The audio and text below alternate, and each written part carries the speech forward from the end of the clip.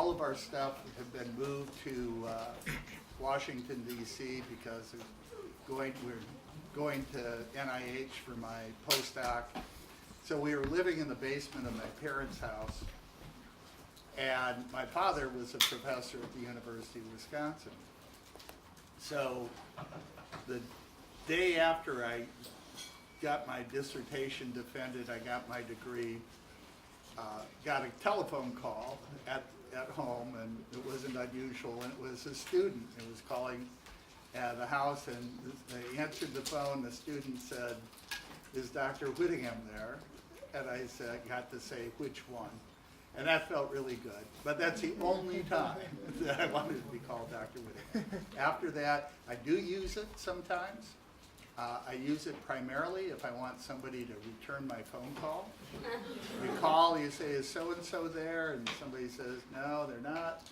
And just say, "Well, yeah, if you could, tell them Dr. Whittingham called in, call him back."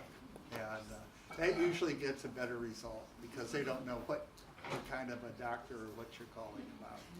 Other than that, who are you more likely to come and ask a question of? Tim or Dr. Whittingham, right?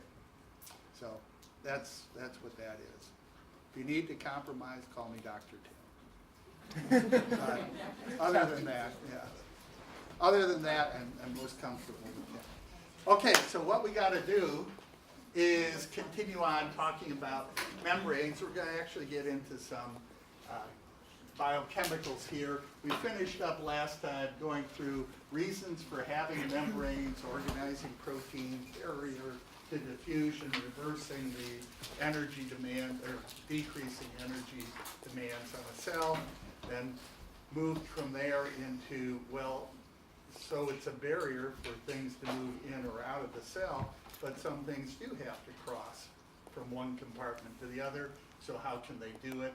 That they can move either through the membrane, that would be passive diffusion, facilitated diffusion, and active transport, or they can get across the membrane, that was endocytosis and exocytosis. So now we're going to move into these components of membranes. Membranes, and I'll put numbers up. Oftentimes you don't need to know the numbers, just if you like the numbers, that's cool, or just to give you an idea of scale. A membrane is typically about 50 angstroms thick, and an angstrom is 10 to the minus 10th meters. So that just means membranes are pretty thin, right? And you learned a long time ago that membranes contain lipids and they contain proteins. One thing we oftentimes don't end up talking about or learning about early on is that there's a significant amount of sugar in membranes. And these sugars, so membranes are made up of proteins, lipids, and sugars, but the sugars are there in combination with the lipids forming glycolipids, and also sugars can be in combination with proteins forming glycoproteins. And then the note here is indicating to me that sugars, whether they be a part of a glycolipid or a glycoprotein, are mostly found on the outer leaflet of the cell membrane.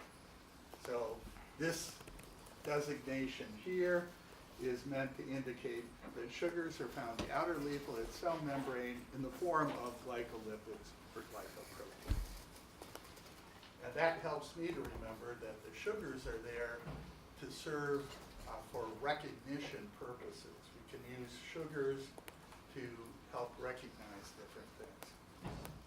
So we're going to look at different lipids. In particular, we're going to look at lipids and glycolipids, and then talk about proteins and glycoproteins. We'll do that in a minute, but the other thing you should be familiar with already is that the membrane exists as what's called the fluid mosaic model of membranes. You break down that terminology, fluid mosaic model. That mosaic means it's something made up of a bunch of individual small pieces. Fluid means things can move around independently. So unlike a mosaic that you may find of tiles, you may find find on the floor or wall, where they can't move around real well, but they're kind of glued in place. Fluid mosaic tells us that we have small components and that they are not glued together, that they're not covalently bound to each other. They can work independently. And then that's the lipid component, and then we throw in proteins within the membrane. So did I talk to you about my model in my little mental picture about proteins in a membrane involving a swimming pool? Yes, no? Ever seen a swimming pool? Or yes, I did talk to you about it. Or you just wanted? I had a question. Oh, you had a question, okay. So some of these proteins are moving around in the membrane and some are anchored in place? Or There are a few that are anchored in place. Okay. Okay, and talk about that in a second. So, if you've seen a swimming pool, you ever seen a swimming pool and it had like beach balls around it? Have you ever seen a swimming pool with beach balls in the pool? Just kind of floating around? Okay, that's my model of things. So I can see that these beach balls, if I look at this, if I take a picture of the swimming pool, I can see, oh, here are the different beach balls floating around.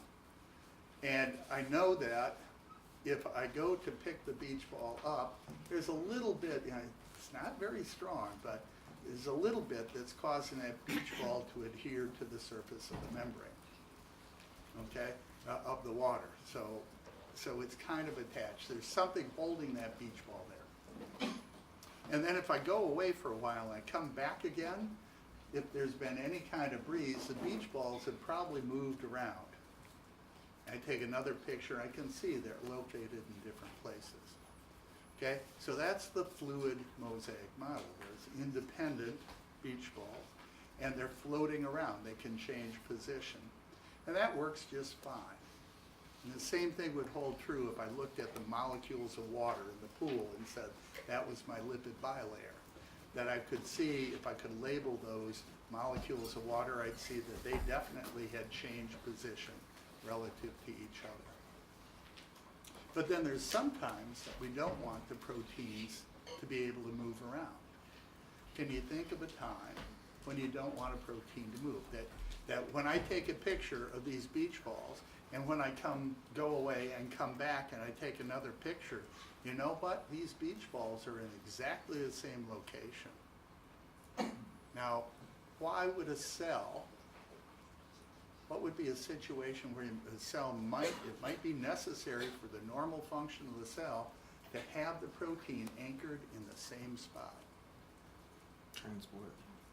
Transport. Transporters, if I need to move sodium out and potassium in, I don't care if it's here or here or here or here. It's all going to the orientation is going to get the job done. How about a receptor? Receptor for what?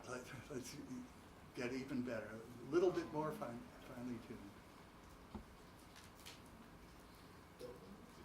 Dopamine. What's it? Dopamine's an example of.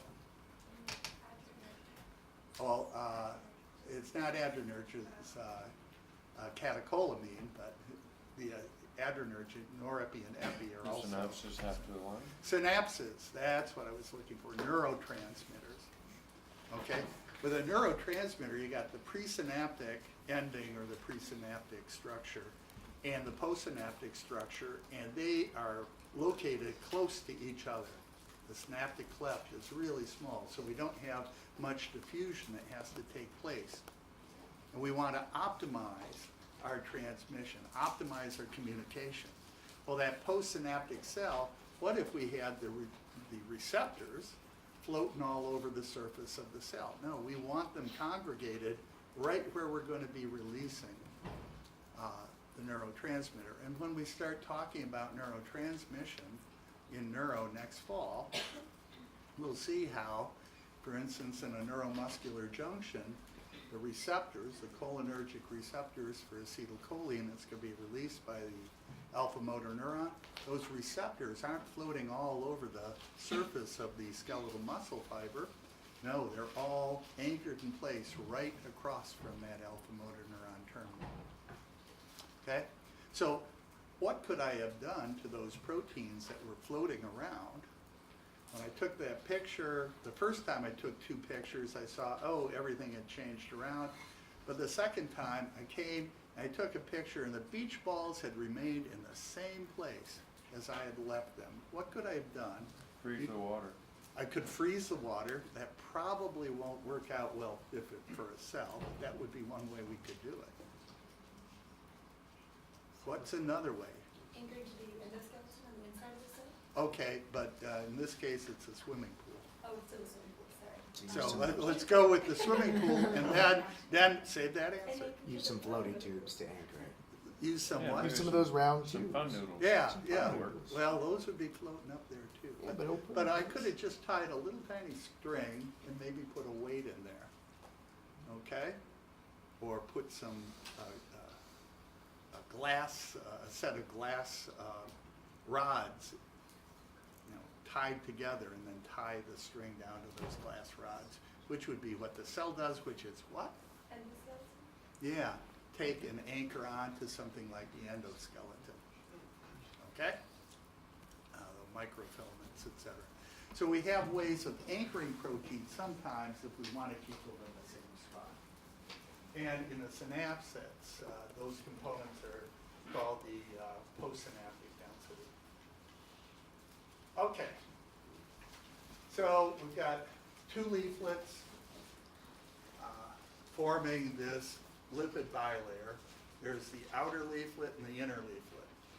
So if we're talking about the cell membrane, the outer leaflet is the portion of this lipid bilayer which is exposed to the extracellular fluid, the interstitial fluid. And the inner leaflet of the cell membrane is exposed to the cytosol. Now the outer leaflet of the inner mitochondrial membrane is exposed to cytosol in the intramembranous space, and the inner leaflet to the mitochondrial matrix. So just think 2 leaflets, outer and inner leaflet. Usually when we're talking about outer or inner leaflet, I'm at least thinking about the cell membrane. Okay? Now the orientation of the lipids that we find in the membrane is important, and it's important that that these lipids that make up the lipid bilayer are characterized as being amphipathic. So amphipathic is a term used for a molecule that a portion of the molecule likes water and a portion of the molecule does not. So one portion is hydrophilic, the other is hydrophobic. And that makes it amphipathic. So what lipids have to do is orient themselves such that the portion that is hydrophilic orients toward the water, the portion that's hydrophobic orients away from the water. So if I took an amphipathic compound and I poured a bunch of molecules into a beaker of water and I swirled it around, what I know is going to happen, because everything in the universe behaves this way, is it will go to its lowest possible energy state. And there are 2 possible solutions to this problem. There are 2 possible lowest possible energy states. What are the 2 possible solutions to get to a low energy state for an amphipathic compound? Make a sphere. And one is from a micelle, the Yeah, a sphere called a micelle. micelle. You're right. So, so we have the hydrophobic portion pointed into the interior core of this sphere, the micelle, and then the hydrophilic parts pointed outward. What's the other solution? The lipid bilayer, right? So fortunately for us, the benefit of having a lipid bilayer versus a micelle is with a lipid bilayer, you can form a cell. You've got a compartment to put things inside. If we have a micelle, then we have kind of a small sphere, and only hydrophobic compounds would be able to inhabit the inner part. By the way, one time, I like to make sure that not all of my questions are difficult. Yeah, I just tell you I don't like that, but yeah. So one time, I wrote a question. It was question 50. I only asked 50 questions on the exam. Question 50 was making fun of myself because I have an issue with spelling sometimes. And I don't know how to spell hydrophilic correctly. Keep wondering, I know it starts H-Y-D-R-O. It's the philic part. Is it P-H-I-L-I-C, P-H-Y-L-I-C, P-H-I-L-L-I-C, or P-H-Y-L-L-I-C? Huh, 4 possible spellings to me for hydrophilic. How many answers do I need on an exam question? Well, at least 4, sometimes 5. So I wrote an exam question and said, how do I spell hydrophilic? I just gave you the 4 possible answer choices, and almost everybody got it right. 2 people got it wrong. One was Jackie. And this was her first year of dental school. This was long ago. She got it wrong, and she said, you marked me incorrect. You know, I got that question wrong, but it was miskeyed because I said answer C, and you keyed in answer B. Answer C is how hydrophilic is spelled. And I said, yeah, but that wasn't the question. The question was, how do I spell hydrophilic? All you had to do is match the 2. Oh no. So I didn't give it to her, and she did not forgive me for 4 years. So make sure, the lesson there is always make sure you're answering the question that's being asked. Okay?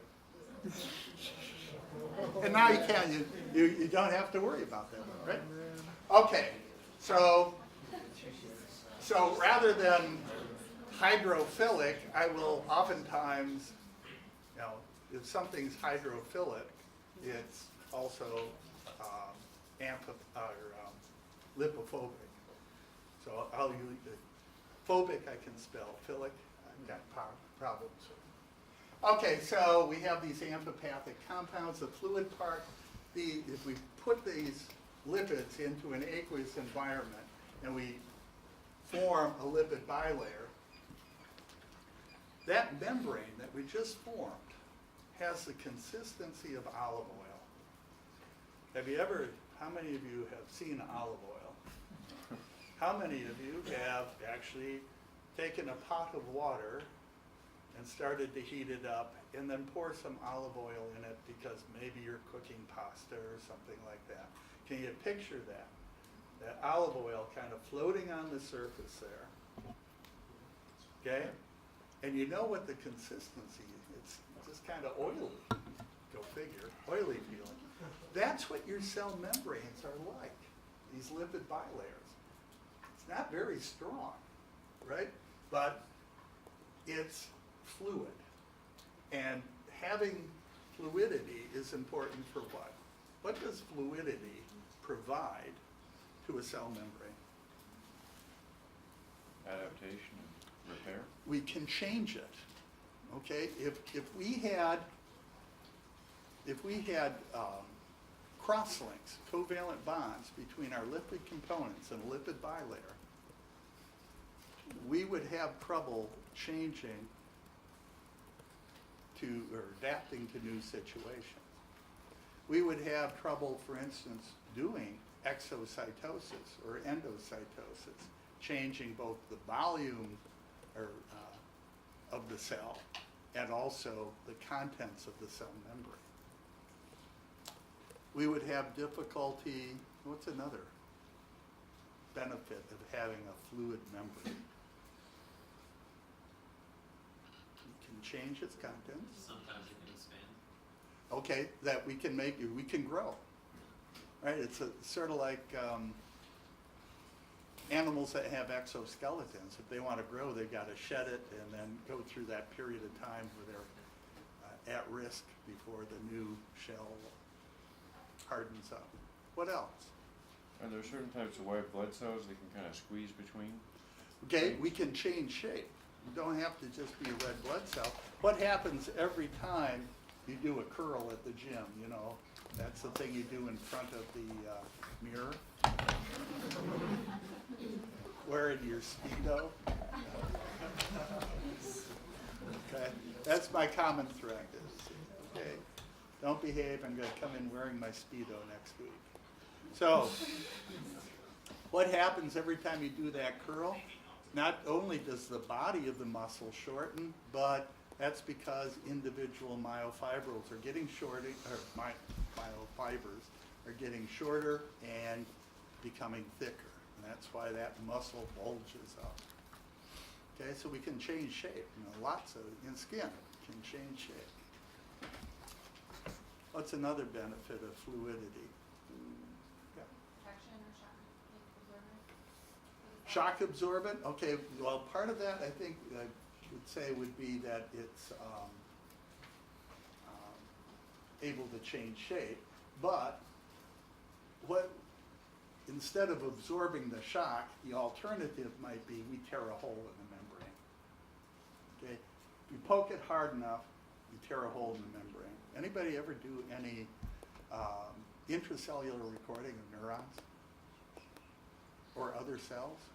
Where you take a micropipette, you fill it with a conducting solution, and then you poke it through the cell membrane. Used to do some of that long ago.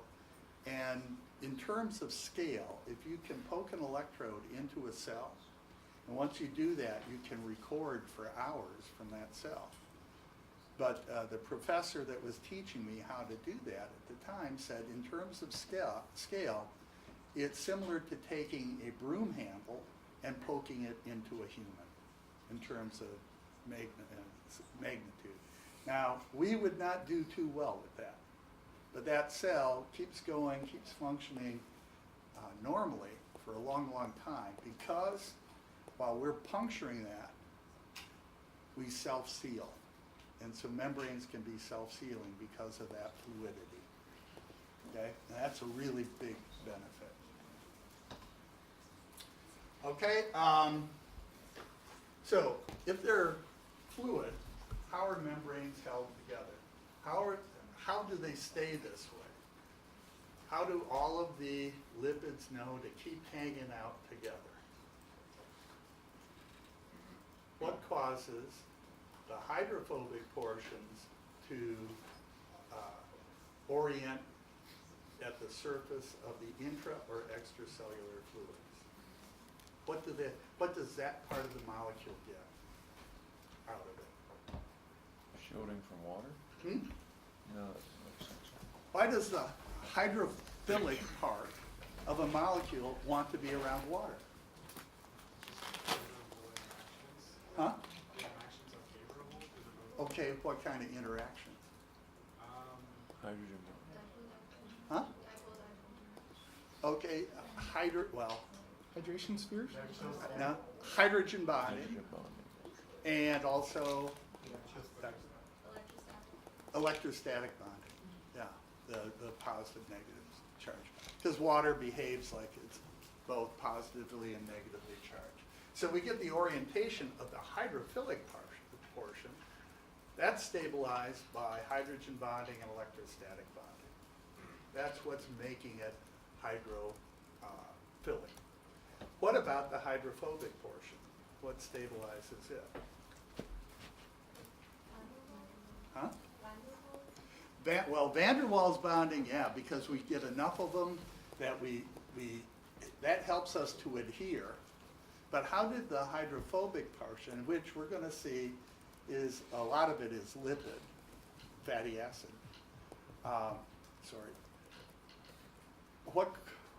How does that stabilize? It stabilizes between molecules with van der Waals bonding. But what's stabilizing it to cause them all to be projecting to the interior core of the lipid bilayer?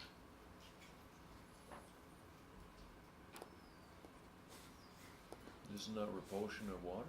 It is. It's called it's called hydrophobic bonding, Yeah. which to me, that I just don't buy into that much. This is a hydrophobic bond. Well, okay, explain it to me. Basically what it is the lack of ability to form hydrogen bonds or electrostatic bonds. That's what a hydrophobic bond is. So if I can't form hydrogen bonds or electrostatic bonds, picture putting me in an environment, an aqueous environment, all those little water molecules. I mean, and we've got gazillions of them. Ever figure out the concentration of pure water? Does that not sound goofy? What's the concentration of pure water? 100%. It's the you just have to figure out how many moles are there in a liter of water. And since we know, there's an oxygen and two hydrogens, molecular weight is 18, and so you take a kilogram is a liter of water. A liter of water is a kilogram divided by 18. It works out to pure water is 55.7 molar. So we can calculate that. I'm just going to simplify it down to pure water. There's a gazillion water molecules, and each and every one of them is going, want a hydrogen bond? Want a hydrogen bond? Oh, electrostatic, that works too. How would you like to be a fatty acid I dropped into there, and all of them are coming up, want a hydrogen bond? You're going, no, leave me alone. Okay? So that's hydrophobic bonding. Put another fatty acid in, and you say, hey, come over here, buddy. Get rid of this water. So the lack of hydrogen electrostatic bonding. Okay, we get them all congregated, and then we push them together. They're going to start to huddle up and be stabilized by van der Waals bonds. So van der Waals bonds help to hold those together too. And all of that was driven by everything in the universe wanting to be at its lowest possible energy state. And that's what I'm talking about here. Now, it said that we've got a lot of fatty acids in these lipids. We'll see that in just a minute. But so I picture these fatty acid tails projecting into the central core, and that van der Waals bonds help to hold those fatty acid tails together, further stabilizing them. Van der Waals bonds, the weakest of the bonding types, and they only amount to something when you've got a lot of them. And when I think of van der Waals bonds, I think of a diner on a hot summer's day.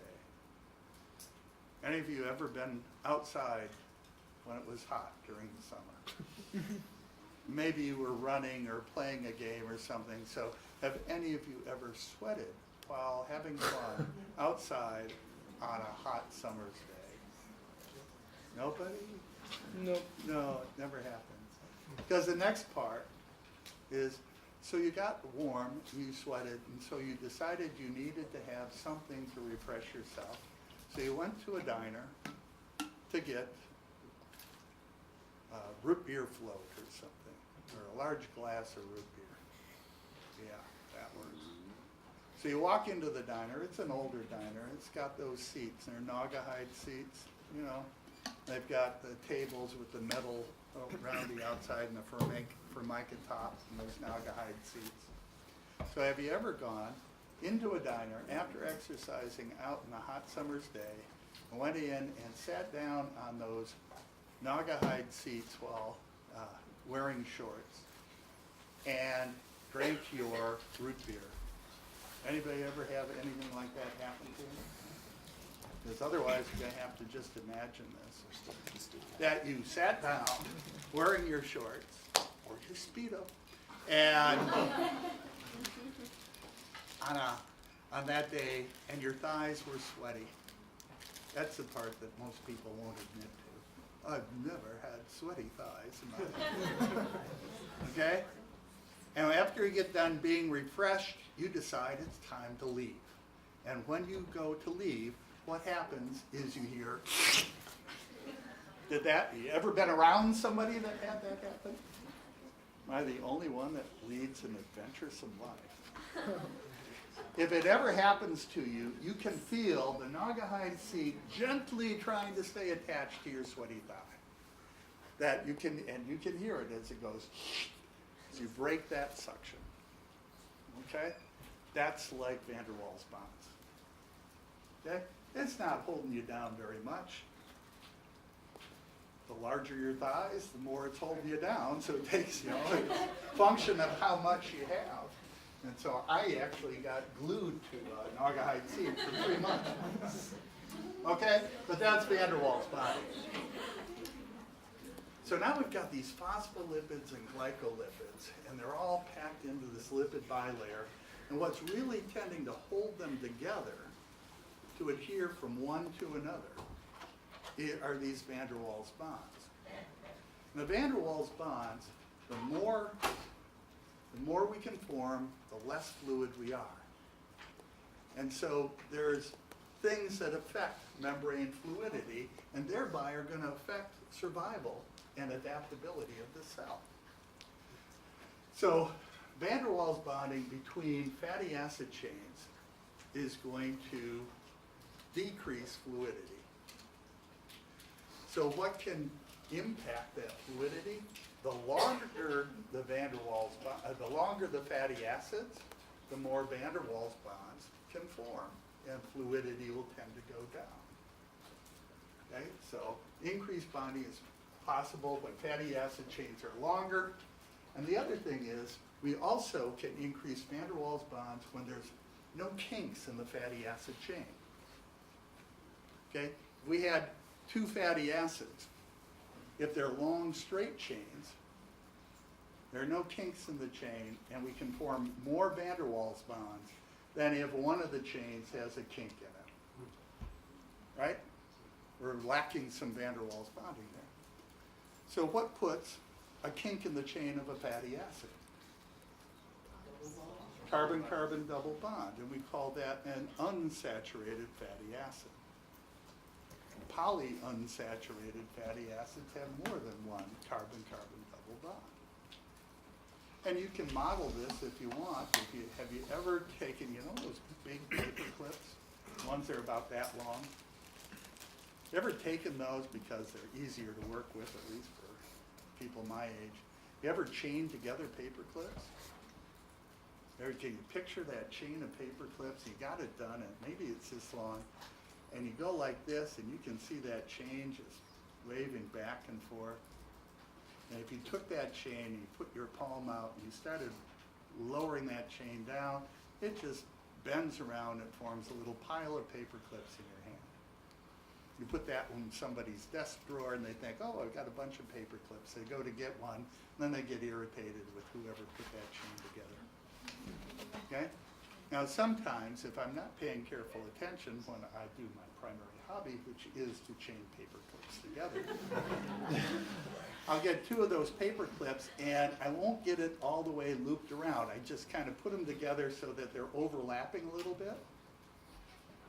Okay? And what happens then is when I hold that chain of paper clips up, it starts off good, but then all of a sudden one of the paper clips is hanging off to the side, and then the chain continues. Have you ever seen that or done that? Yeah. On purpose or by mistake? Okay. That's the effect that unsaturation has on fatty acids. We put a kink in the chain, and what we've done is interfered with the number of van der Waals bonds that fatty acid can participate in. And so an increase in unsaturated fatty acids is going to tend to increase fluidity by decreasing van der Waals bonds. Now another thing that's going to, so long fatty acid chains and saturation decrease fluidity. The other thing that's going to impact fluidity is another lipid that we find in membranes, and that's cholesterol. So we have 3 types of lipids in membranes. We have phospholipids that make up most of the membrane. glycolipids that we find in a couple of different places within membranes, and cholesterol. Now cholesterol has, I believe, one OH group connected to it that has some semblance of liking water. But basically cholesterol, the entire molecule dislikes water. It's entirely hydrophobic. And so if we put cholesterol in our mix, we poured in some phospholipids and glycolipids, and then we pour in cholesterol, and we shake that fluid-containing compartment around, we get a lipid bilayer. And in this case, the cholesterol is going to be found entirely in the inner portion, the central portion of the lipid bilayer, because it wants to, no part of it wants to be involved with water. Okay. Now, where is cholesterol going to insert in membrane? Why should we, in naturally occurring cells, find any cholesterol at all in a membrane?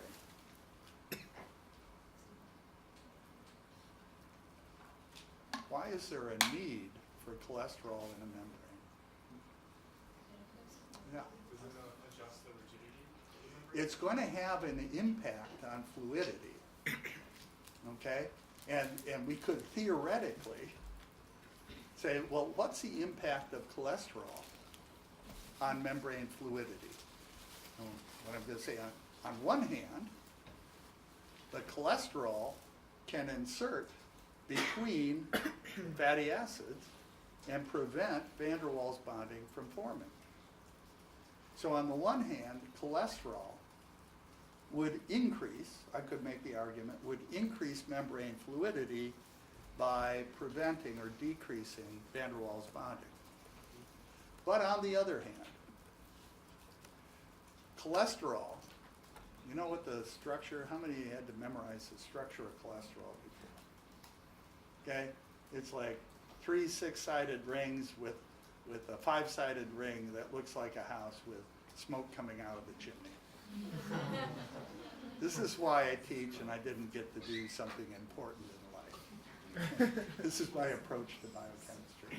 So while I don't stress structure and having to know structure, every year I tell students I'm going to require you to memorize the structure of cholesterol, which would be those 6 rings, 6-sided ring, or 3 6-sided rings, the 5-sided ring, and something coming out of the chimney. You can choose to memorize it that way, or if you want, you can take that cholesterol, you can memorize it the other way. I want you to rotate the cholesterol molecule 90 degrees and memorize it that way. And it looks like a line. So if you want, you can just memorize cholesterol structure as a line. In the years that I've been requiring this, I do not know any student that did not choose the line. Okay? What's the purpose of talking about that? Cholesterol is this plate-like structure. Okay? Kind of big and pretty flat. Okay? You rotate it and it's pretty narrow. So cholesterol, if we insert it, interferes with van der Waals bond. So on the one hand, it would increase membrane fluidity, but on the other, if I put a large plate-like structure into one spot in the membrane, it decreases